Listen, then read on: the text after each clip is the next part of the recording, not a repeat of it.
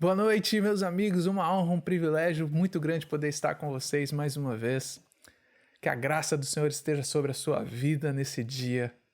Nós estamos hoje aqui para falar mais uma vez sobre milagres. Nessas últimas semanas nós temos falado sobre os milagres de Deus nas nossas vidas. Na primeira semana nós falamos sobre o milagre da libertação. Semana passada, não sei se você assistiu o culto, foi uma palavra poderosíssima sobre curas. E essa semana, hoje, nós vamos falar sobre o milagre da proteção, o milagre da salvação. Quantos de vocês aí na sua casa agora, vocês se lembram de alguma vez ter orado assim para Deus? Deus, por favor, me protege. Ou então, Deus, por favor, envia os teus anjos e me livra. Deus, por favor, me salva. Eu já fiz essa oração, eu tenho certeza que muitos de vocês também a fizeram. Tem gente que vai até além desses pedidos. Tem gente que faz barganha, né?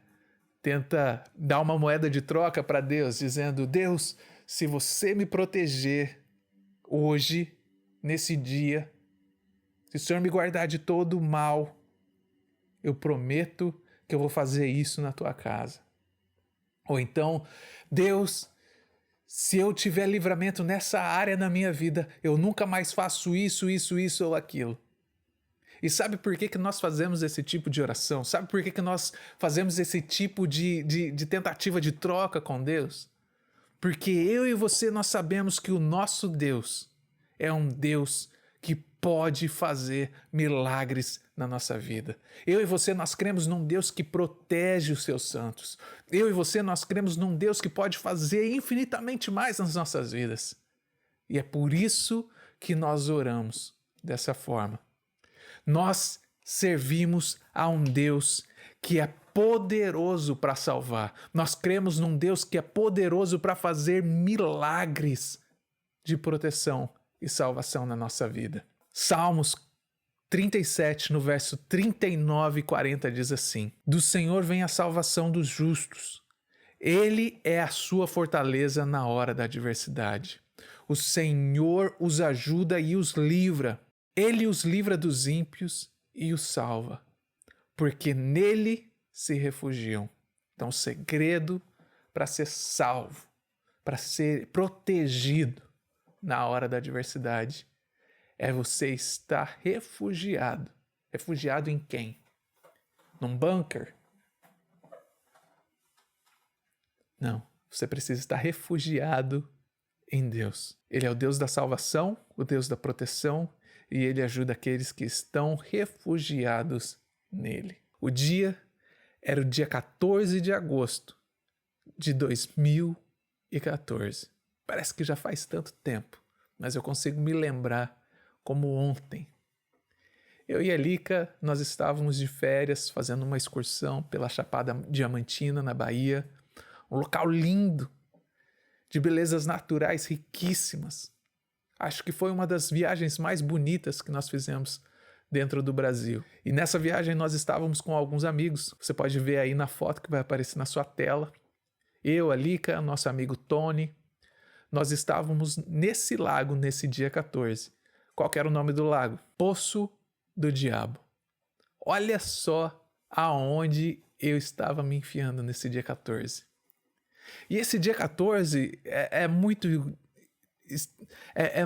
interessante na minha mente, porque eu sei que naquele dia eu estava sentindo uma coisa muito estranha dentro do meu coração. Sabe quando você sente que tem um negócio estranho, que parece que não está certo? Eu estava me sentindo exatamente dessa forma. Nesse dia, nós decidimos nadar naquele lago, e o meu amigo Tony nadou de um lado até o outro, onde você viu ali que tinha uma cachoeira pequenininha. E eu fui atrás do Tony. Nós estávamos com o nosso guia turístico, que estava sentado numa pedra ali. Você viu que tem um muro de pedra. O nosso guia turístico, Gustavo, estava sentado justamente ali, tomando sol. Todos ali sabiam nadar muito bem. Sabiam boiar muito bem. O guia sabia que eu nadava, que eu boiava muito bem. E naquele momento que eu estava dentro da água, já no meio daquele lago, não sei se você consegue perceber na foto, mas A água daquele lago era escura que nem um café, você não consegue enxergar o que tem embaixo. E no meio daquele lago eu tive uma indisposição. O que aconteceu? Eu não sei o que aconteceu. Eu sei que eu perdi as minhas forças. Eu tentei virar para boiar e eu não conseguia nem boiar. Eu perdi as minhas forças. E naquelas águas escuras, em silêncio, eu não tinha força nem para gritar. O meu amigo Tony ficou desesperado quando ele viu que eu não estava conseguindo me mexer. Ele não conseguiu se mexer a ponto de não conseguir ir prestar um socorro. A Lika olhou e também não sabia direito o que estava acontecendo. O guia não sabia o que estava acontecendo. Afinal de contas, ele pensou que era uma brincadeira, porque ele já tinha me visto nadar. Ele sabia que eu boiava muito bem e que eu conseguiria nadar muito bem. Então, ele fica ali naquela dúvida se ele pula ou não pula na água. Porque ele não sabia o que tinha embaixo da água, porque a água era muito escura, não dava para ver se tinha uma pedra. Então, ali, naquele momento, eu tive a lúcida ideia do que estava acontecendo. Eu sabia que eu mesmo, na minha força, no meu braço, eu jamais ia conseguir sair daquela água. Eu não conseguia respirar, eu não conseguia me debater, eu não conseguia fazer nada. E no momento que eu afundo naquelas águas, a única coisa que eu vejo olhando ainda para cima é o guia turístico, o Gustavo, tirando um sapato para pular na água. E quando eu afundei na água, o meu único pensamento foi: eu espero que ele chegue rápido. E ali naquele momento eu senti a mão do Gustavo me puxando para fora da água. E aquele dia eu fui salvo. E eu tive a ideia do que realmente ia ser salvo. O meu destino era a morte. E a salvação é aquilo que eu não conseguiria fazer por mim mesmo, mas alguém foi lá e fez por mim. A Bíblia diz que o salário do pecado é a morte. Mas através de Jesus Cristo, eu e você hoje nós temos liberdade de entrar na presença de Deus. Mas o que eu quero te dizer com essa minha história? Quero te dizer que se você entrar aí no Google agora e procurar por matérias de afogamento, de pessoas que morreram no poço do diabo, você vai encontrar várias pessoas que perderam a sua vida naquele mesmo lugar onde eu estava naquele dia, 14 de agosto. E o que isso me leva a pensar é que antes mesmo de eu colocar os meus pés dentro daquela água, Satanás já tinha um plano para destruir a minha vida. Ele já tinha um plano para ceifar a minha vida. Como que eu sei disso? Eu sei disso porque antes mesmo de entrar naquela água, eu já sabia que existia alguma coisa errada acontecendo no mundo espiritual. Eu tinha ciência e percepção de que algo estava errado acontecendo no mundo invisível que a gente não tem acesso. Mas se você acredita na Bíblia, você vai entender que nesse exato momento, num mundo invisível, onde você não consegue enxergar, existe uma guerra entre anjos e demônios, porque a Bíblia diz que o demônio ele anda ao nosso derredor o tempo todo tentando nos tragar e nos destruir, mas os anjos se acampam ao nosso redor e nos protegem. Naquele dia 14, antes de colocar o meu pé na água, eu já sabia que existia algo acontecendo no mundo sobrenatural. Como que eu posso ter certeza disso? Você pode perguntar para a Lika. Antes mesmo de eu colocar o meu pé naquela água, eu fui me despedir da Lika. Eu olhei para ela, eu dei um beijo e disse: esse é um beijo de despedida, em caso de eu não voltar. É absurdo se você pensar isso com os olhos naturais, mas se você olhar pelo lado espiritual, você vai entender que Satanás tinha um plano para tirar a minha vida. Assim como ele tem um plano para destruir a sua vida, assim como ele tem um plano para destruir o seu casamento, o seu relacionamento. Porque o papel dele é exatamente esse: é roubar, matar e destruir. Mas sabe o que Satanás não sabia? É que muito antes de eu ainda sair da minha cidade de viagem para aquele lugar e enfrentar os problemas e a dificuldade que eu passei naquele dia, Deus já tinha um plano. Sabe por quê? exatamente o que está escrito aqui em Salmos 37, verso 40. O Senhor os ajuda e os livra. De quem que ele está falando aqui? Ele está falando daqueles que se refugiam debaixo da graça do nosso Deus. E eu contei esse testemunho todo para você até agora, simplesmente para que você entenda que Deus tem um plano na sua vida. Antes mesmo que aconteça qualquer coisa de errado no seu dia, Deus já tem um plano. Muito tempo antes da chuva cair sobre essa terra e inundar ela toda, Deus já tinha um plano na vida de Noé e da sua família. Muito tempo antes de Jonas ser jogado no mar, Deus já tinha um plano de resgatá-lo com um peixe grande. Muito tempo antes de Daniel ser jogado na cova dos leões, Deus já tinha um projeto, um plano para salvá-lo. Muito antes dos israelitas serem encurralados pelo exército de Faraó, Deus já tinha um plano de abrir o Mar Vermelho. Muito tempo antes de você enfrentar a situação que você está enfrentando hoje, Deus já tinha um plano de salvação na sua vida. Antes de você receber esse exame, esse resultado de exame que você recebeu. Antes de você ser demitido do teu trabalho. Antes de você receber a notícia da morte de um ente querido. Deus já tinha um plano. Ele já tinha um plano porque Ele é um Deus poderoso. Ele é aquele que envia anjos que se acampam ao seu redor. Ele é o Deus que fecha a boca de leões. Ele é o Deus que acalma a tempestade. Esse é o meu Deus. Esse é o teu Deus. E muito antes de você enfrentar um problema, Deus já tinha um plano. Gostaria que você prestasse atenção nessa passagem que está no capítulo 16 do livro de Atos, do verso 22 e 23, que vai dizer o que aconteceu. Paulo e Silas, eles estavam numa viagem a Roma, e quando eles chegaram numa cidade de Roma, eles começaram a anunciar o evangelho de Cristo, que Jesus é aquele que cura, que restaura, que leva para o céu, que é aquele que dá vista aos cegos, que é aquele que perdoa os pecados, que é aquele que morreu e ressuscitou para que eu e você pudéssemos ter acesso e liberdade a Deus. Era esse evangelho que Paulo e Silas estavam pregando naquela cidade.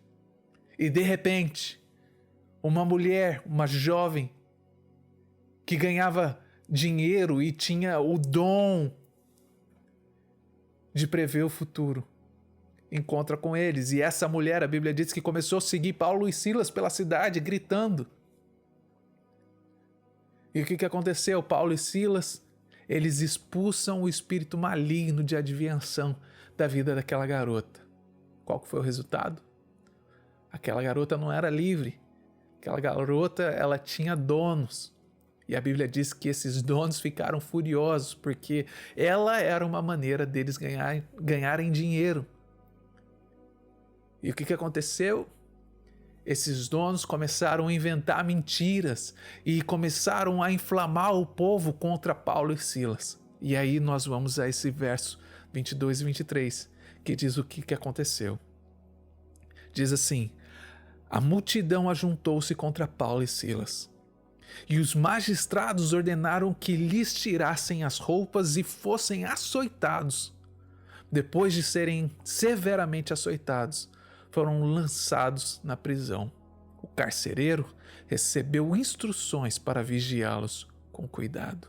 Paulo e Silas foram presos, mas não somente presos, eles foram açoitados, e como a Bíblia diz aqui nesses versos que nós acabamos de ler, eles foram severamente açoitados.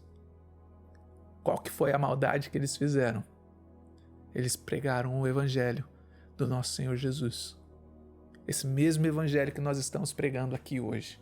Ele pregou esse mesmo evangelho que eu e você temos acesso. Qual era o mal que eles estavam fazendo? Eles estavam expulsando demônios. Eles estavam curando enfermos. Eles estavam povoando o reino do céu e saqueando o inferno. E por isso eles foram presos, açoitados. Um destaque muito importante e relevante nesse texto que nós acabamos de ler é que Paulo, ele mesmo, era um cidadão romano. E como cidadão romano, independente do que ele estava fazendo ali naquele dia, ele não era passivo de receber aquela punição. Porque politicamente ele era isento, como cidadão romano, de receber aquela pena, aquela punição. E esse texto me leva a pensar que eu e você, nesse cristianismo Nutella que nós temos vivido, no ano de 2021, talvez eu e você tivéssemos motivos para nos rebelar contra Deus. Talvez se fosse eu e você no lugar de Paulo e Silas, talvez nós seríamos os primeiros a ficar decepcionado com Deus, a ficar aborrecido com Deus, porque nós cremos num Deus que é poderoso para nos proteger e nos salvar, e de repente Deus não nos protegeu. Deus não é justo, nós poderíamos falar. Aí eu tenho certeza que talvez você, nessa situação, iria querer sair do grupo de estudo, você ia querer sair do pequeno grupo, você não iria mais orar, você não iria mais frequentar a igreja. Afinal de contas, você sente que você tem o direito de se posicionar e dizer para Deus que o que Deus fez ou deixou de fazer não foi certo. Você não está feliz com a forma que Deus está se comportando com você. Qual que foi a resposta de Paulo e Silas depois de sofrerem açoites, depois de serem lançados na prisão, algemados? A Bíblia diz aqui no verso 25 e 26, por volta da meia-noite, Paulo e Silas estavam orando e cantando hinos a Deus. Talvez eu e você jamais faríamos isso, mas Paulo e Silas, eles estavam orando e cantando hinos a Deus. E os outros presos os ouviam. Mesmo presos, encarcerados, eles ainda estavam evangelizando. Eles ainda estavam adorando a Deus. E o que mais diz? Diz assim, de repente. Ah, como eu gosto dessa expressão, desse jeito de falar, de repente. Me lembra de Atos 2, quando de repente estavam todos reunidos e o Espírito Santo veio e encheu todos com o Espírito Santo. Aqui mais uma vez aparece esse de repente. De repente. Houve um terremoto tão violento que os alicerces da prisão foram abalados. E imediatamente todas as portas se abriram e as correntes de todos se soltaram. Você quer saber o que é um milagre? Você quer saber o que é uma ação milagrosa na sua vida? Uma ação milagrosa é quando Deus no céu intervém nas nossas causas na terra.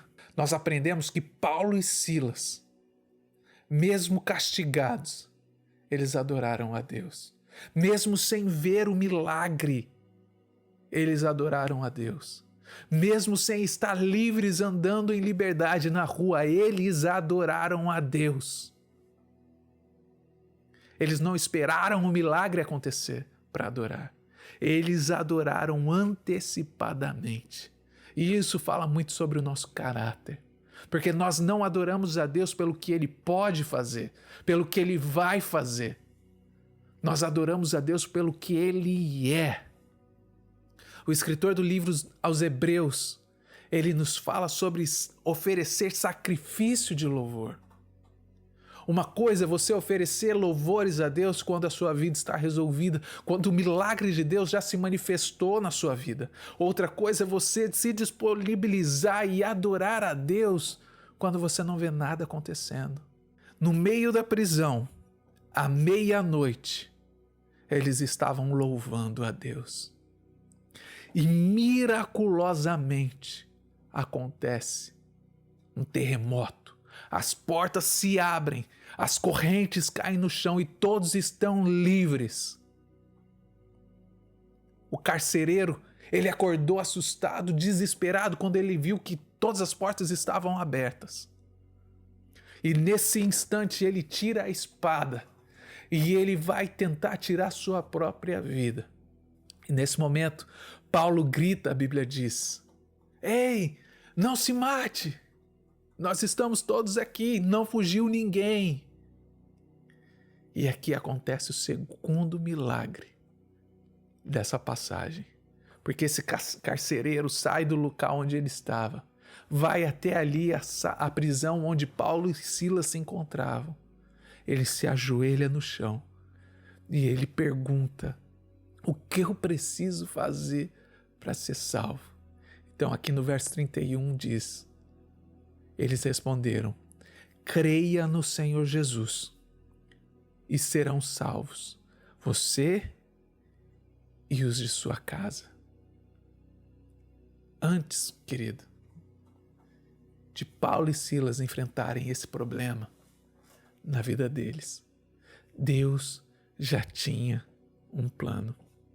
Deus não apenas salvou Paulo e Silas naquele dia, mas ele salvou aquele carcereiro e toda a sua família. Antes de ir para a prisão, Deus já tinha o controle daquela situação na mão. Deus protegeu milagrosamente a vida de Paulo e Silas, mesmo que não tenha sido da forma como nós podemos idealizar do que seja correto, porque a proteção muitas vezes nós imaginamos que seja Paulo e Silas nunca terem sido açoitados e nunca terem ido para a prisão.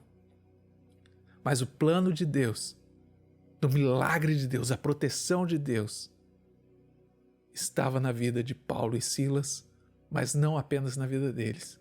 A salvação de Deus também era para aquele carcereiro e toda a sua família. Muitas vezes nós reclamamos por uma reunião que se atrasa, que se estende muito tempo, e a gente acaba ficando atrasado para outros compromissos que a gente teria naquele dia. Muitas vezes a gente pode reclamar porque um ônibus atrasou, um trem atrasou e você não conseguiu chegar no horário, sabe? Muitas vezes esses atrasos, muitas vezes esse semáforo vermelho que você pegou no meio do trânsito, é um livramento de Deus na tua vida. Muitas vezes aquele concurso que você aplicou e que você queria tanto ter passado, aquela entrevista de emprego que você fez e não deu certo. Talvez seja apenas Deus te protegendo de algo que poderia ter acontecido na sua vida. Talvez você tenha orado por tanto tempo para que Deus abrisse aquela porta para você, que Deus fizesse aquilo por você e não aconteceu do jeito que você queria. Mas você precisa entender que as coisas não são do jeito que você quer, mas Deus faz aquilo que você precisa. E existe uma diferença muito grande entre o que você quer e aquilo que você precisa. Deus sabe exatamente o que você precisa. E sabe quando que você consegue entender a proteção de Deus, a salvação de Deus e o livramento de Deus na sua vida? Você não consegue ver isso olhando para frente. Você só consegue ver a proteção de Deus e a salvação de Deus quando você olha para trás e vê que Ele esteve com você todo o caminho até onde você está hoje. Todos os livramentos que Ele te deu. E é por isso que eu afirmo para você essa noite, muito antes de você enfrentar esse problema que você está enfrentando, Deus já tinha um plano. Nós precisamos aprender que muitas vezes os propósitos eternos de Deus, muitas vezes eles não se alinham com os nossos planos temporários aqui da terra. Estudiosos dizem que Paulo, ele foi preso outras vezes e que ele ficou 5 a 6 anos preso. Então Paulo morre em Roma, decapitado por ordem do imperador Nero. Nós aprendemos que os propósitos eternos de Deus, muitas vezes, eles não se alinham com o plano que eu e você fazemos aqui na Terra. Quantas pessoas lutaram por tanto tempo para conseguir engravidar e ter um filho e nunca os tiveram? Quantas vezes lutaram para vencer um câncer, para vencer uma doença e nunca conseguiram? Quantos familiares receberam notícias terríveis sobre o falecimento de um ente querido? Claro que isso machuca. É claro que isso dói dentro do nosso coração. É claro que isso traz o luto, a tristeza. E o que nós vamos fazer? O que nós podemos fazer? Nós vamos continuar confiando em Deus? Claro que sim. É claro que nós vamos continuar confiando em Deus e colocando a nossa esperança somente nele, porque nós precisamos entender que os planos eternos de Deus, muitas vezes, eles não se alinham com os nossos planos temporários na terra. Então, nós vamos continuar orando diariamente por proteção. Jesus mesmo nos ensinou essa oração. Ele disse em Mateus 6, no verso 13: não nos deixe cair em tentação, mas livra-nos do mal, porque teu é o reino, o poder, a glória para sempre. Nós vamos continuar orando por proteção. Mesmo que o milagre não aconteça, nós vamos continuar adorando, louvando, engrandecendo o nome do nosso Rei. Nós vamos orar pelo nosso casamento, nós vamos orar pelos nossos pastores, nós vamos orar pelos nossos amigos, nós vamos orar pela nossa família, pelos nossos filhos, para que Deus os proteja, para que Deus envie anjos e guarde. E nós vamos continuar acreditando que mesmo antes que nós enfrentemos algum problema ou dificuldade, Deus já tem um plano.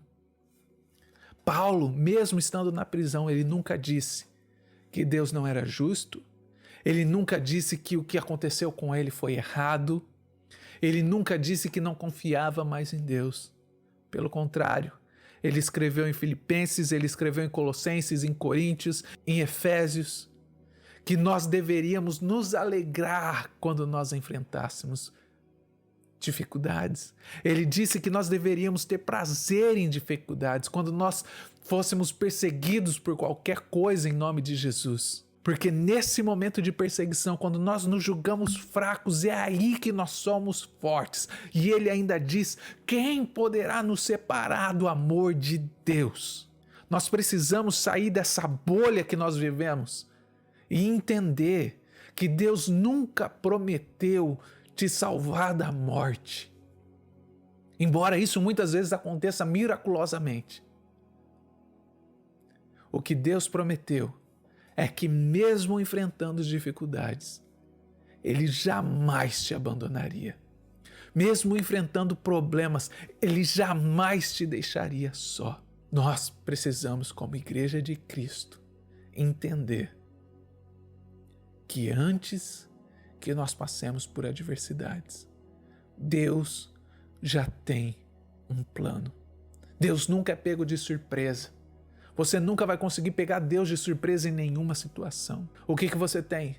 Você tem o Espírito Santo de Deus sobre a sua vida. Você foi ungido. Então vamos largar de uma vez por todas essas correntes, todos esses laços que nos prendem na nossa meninice e vamos crescer e ser crentes melhores, crentes que pregam o Evangelho de Cristo, crentes que não têm medo de ser preso e açoitado em nome do Senhor Jesus, crentes que estão dispostos a sair pelo mundo falando sobre esse Deus que cura, salva e liberta e que nos protege de todo mal. Deus, essa noite, nós queremos colocar nas tuas mãos as nossas vidas. Pai, vem agora com a autoridade do Espírito Santo e reveste cada um nesse momento, para que nós sejamos como Paulo e Silas, Senhor, destemidos. Nos ajuda a entender que o Senhor é aquele que ouve a nossa oração, que o Senhor é aquele que é digno do nosso louvor, da nossa adoração, da nossa devoção, mesmo em tempos onde nós não conseguimos enxergar a tua ação. O Senhor vai de encontro agora com cada família, Senhor. Deus, nesse momento o Senhor é aquele que tem poder para fazer infinitamente mais do que aquilo que nós podemos pedir, pensar ou imaginar.